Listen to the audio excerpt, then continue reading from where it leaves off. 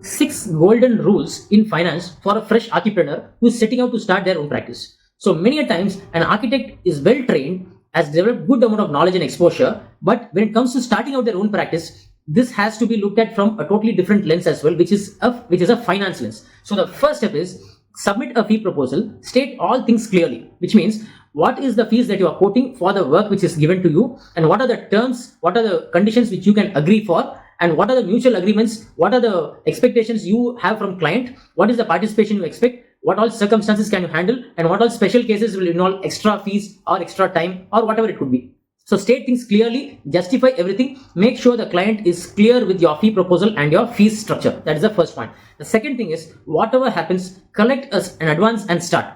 Without collecting an advance, do not start any work on any project, because this is a business, this is not a favor. We are exchanging our time and our knowledge for a fair and equal exchange of money. So it is only right if we collect an advance and start, so that the client commits with us saying that I am officially appointing you as the architect for my project. Don't start any project just because you are a beginner or just to get into that project without collecting an advance. It might not be appropriate. The third point is, collect your stage-wise payments without fail. Have a structure in the initial fee proposal which explains all the stage-wise works and the respective payments, so that on completion of each work, we submit that invoice and collect that invoice, because even we have an office to run, we have expenses to be met. So collect your stage-wise payments on time without fail, no excuses. If anything is pending from your end, deliver it and collect the stage-wise fees. And the fourth one is, keep a systematic document of all the payments collected and share it to the client regularly, so that both of us are clear about what is the total fees, what is collected as of date, what is pending,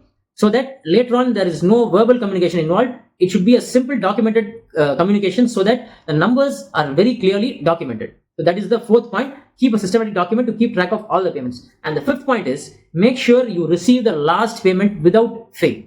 Complete all the works, so give all the deliverables from your end, and make sure there's nothing pending from your end. 100% payment should be collected and 100% design details should be released. That is a proper business deal between an architect and a client. It should not be like at the tail end of the project, I left on my own, or the client left me, the client collected details and he terminated me, or I got cheated. It should not be like that.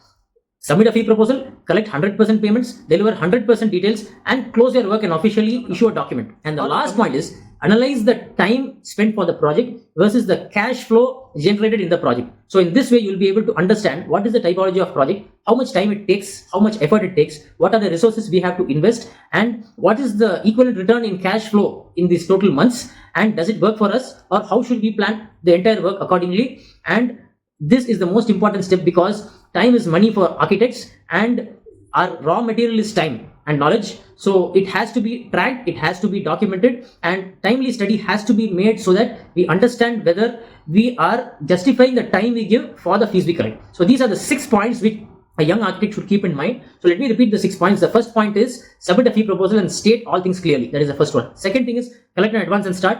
Don't start any project without collecting advance. Third point is, submit your stage-wise invoices and collect stage-wise payments without fail. So that is the third one. Fourth one is, keep a systematic document to track all the payments, so that you are clear with the numbers, there is no dispute regarding the numbers. Fifth point, submit 100% details and collect the last payment without fail. And the sixth point is, analyze the time spent for the project versus the cash flow generated from the project. So I hope this video was valuable to you. Do share your opinions and thoughts below. Follow us for more.